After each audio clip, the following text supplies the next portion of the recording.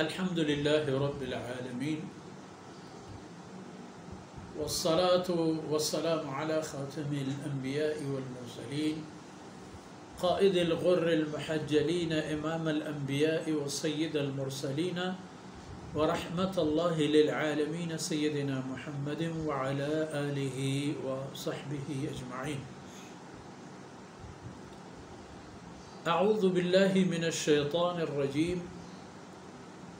فحشر فنادى فقال أنا ربكم الأعلى فأخذه الله.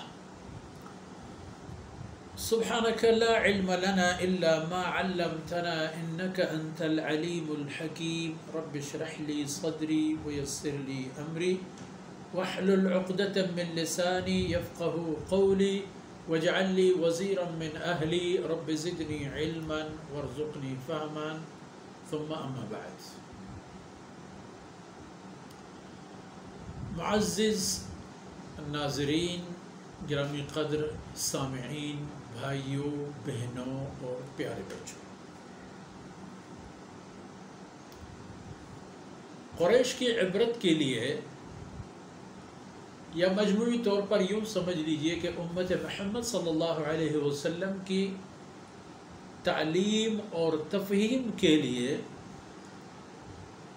قرآن کریم میں فرعونیوں کا تذکرہ سب سے زیادہ ہے، اور اس کا سبب ان کی طاقتور ہونے کے باوجود اللہ رب العزت کی طاقت کے سامنے بے بسی. جب سیدنا موسیٰ علیہ السلام نے فرعون کے پاس اللہ کی باتیں پہنچا دی، دلائل بھی دے دی، اور وہ بھی آیت الکبریٰ، بہت بڑی نشانی، لیکن فرعون کے پلے کچھ نہیں پڑا. اس نے عبرت حاصل نہیں کیا. اس کے وزراء، مشیران اور اس کے احباب و ارباب اقتدار و اختیار کوئی تیار نہیں تھا سیدنا موسیٰ علیہ السلام کی بات ماننے کے لیے.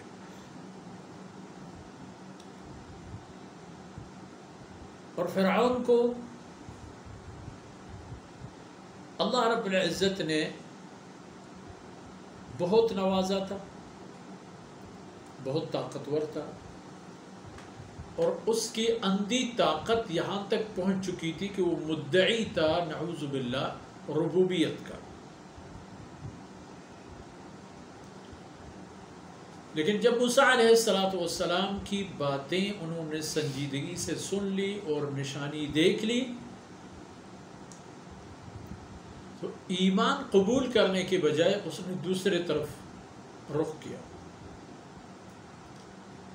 اس نے سیدنا موسیٰ علیہ السلام کی تیاری کا فیصلہ، مقابلہ کے لیے تیاری کا فیصلہ کیا. موسیٰ علیہ السلام کی بات ماننی نہیں ہے کسی بھی حالت میں، کسی بھی قیمت میں. اس نے یہی فیصلہ کیا تھا. اور اتفاق کی بات یہ دیکھ لیں کہ کسی بھی قیمت میں فرعون کو اور فرعونیوں کو وہ سعادت حاصل نہیں ہو سکی کہ جس کی بنیاد پر وہ اللہ رب العزت کی قربت حاصل کر سکتے تھے. اب اس نے کیا کیا؟ فحشر، اس نے لوگوں کو جمع کیا، اس نے ساحرین کو جمع کیا، ماہرین کو جمع کیا، اور ان سے یہ کہا کہ موسیٰ کو نعوذ باللہ دکھا دو کہ آپ لوگ اس سے زیادہ طاقتور ہو.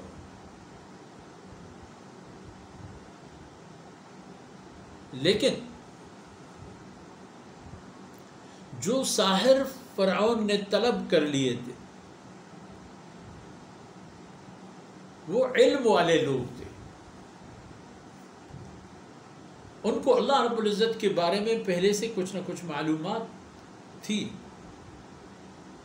مگر اللہ کا کوئی رسول ان کے پاس نہیں آیا تھا، اس لیے وہ اپنے ایمان کو نہیں جانتے تھے۔ جناب سیدنا موسیٰ علیہ السلام نے فرعون کے مجمع میں ان تمام نفروں کو، جنہوں نے فرعون نے کہاں کہاں سے طلب کر لیا تھا، کیا کیا ان پر خرچہ کیا تھا، سرکاری مہمان بنا لیا تھا، بہت زحمت کے ساتھ فرعون نے ان لوگوں کو بلایا تھا اور حضرت موسیٰ علیہ السلام کے سامنے کھڑا کر دیا تھا۔ لیکن اللہ رب العزت نے وہی کیا جو اللہ نے موسیٰ علیہ السلام کے ساتھ وعدہ کیا، اور ویسے بھی اللہ کا اپنے انبیاء علیہ السلام کے ساتھ نصرت کا وعدہ ہے۔ اللہ نے یہ وعدہ کیا ہے ہر رسول اور پیغمبر سے کہ ان کو ان کے دشمنوں پر اللہ رب العزت فتح سے نوازیں گے۔ فحشر، اور انہوں نے لوگوں کو جمع کیا۔ اب وہ لوگ جو جمع کیے دو طبقہ کے لوگ، ایک طبقہ وہ لوگ تھا، کچھ وہ لوگ تھے جن کو باقاعدہ حضرت موسیٰ علیہ السلام کے مقابلے کے لیے لایا گیا تھا، اور بقیہ لوگ تماشا بین، تماشاچی، دیکھتے ہیں جس کی طاقت زیادہ ہو گئی اس کے لیے تالیاں بجا دیں گے، اور جس کی طاقت کم ہو گئی اسے تان اور مسخروں پر رکھ کے اس کے زخموں پر نمک چھڑکتے ہیں۔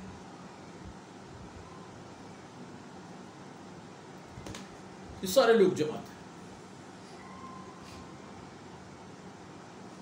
ہزاروں کے حساب میں لوگ جمع تھے۔ جناب موسیٰ علیہ السلام اپنے بھائی کے ساتھ، اپنی لاٹھی کے ساتھ، بس اعلان ہے، ایک آدمی کڑا ہے میدان میں، اس وقت کی پوری انسانیت کو، پوری غرور کو، غمنڈ کو، تکبر کو، شرک اور کفر کو للکار رہا ہے تن تنہا۔ یعنی حضرت ہارون علیہ السلام کو اگر شامل بھی کر لیا جائے، اصالتاً بات حضرت موسیٰ علیہ السلام نے کی۔ اب پورے لوگ تیاری میں ہیں ایک آدمی کے ساتھ مقابلے کے لیے،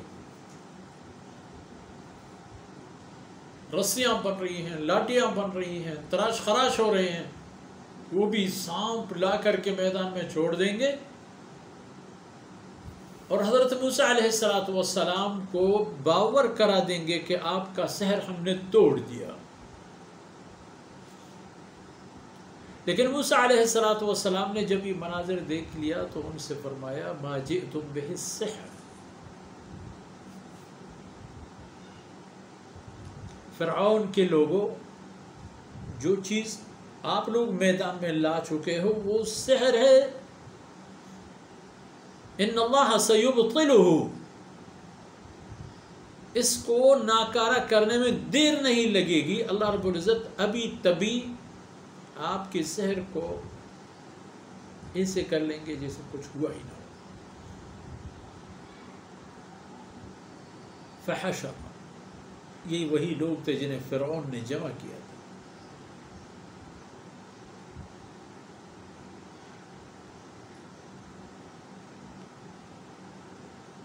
اور پھر جب تیاری مکمل ہو گئی قرآن کی گواہی کی بصورت، انہوں نے ایک انداز اپنا لی اور موسیٰ علیہ السلام سے عرض کیا کہ اما ان تلقی و اما ان نکون نحن الملقین، میدان میں یا تو آپ اپنی لاٹھی پھینک دیں یا ہم اپنی رسیاں اور لاٹھی۔ قرآن نے حبال اور عصی دونوں کی بات آئی ہے، ساحروں کے لیے دونوں، حبال یعنی رسیاں اور عصی مانا عصا اور لاٹھی۔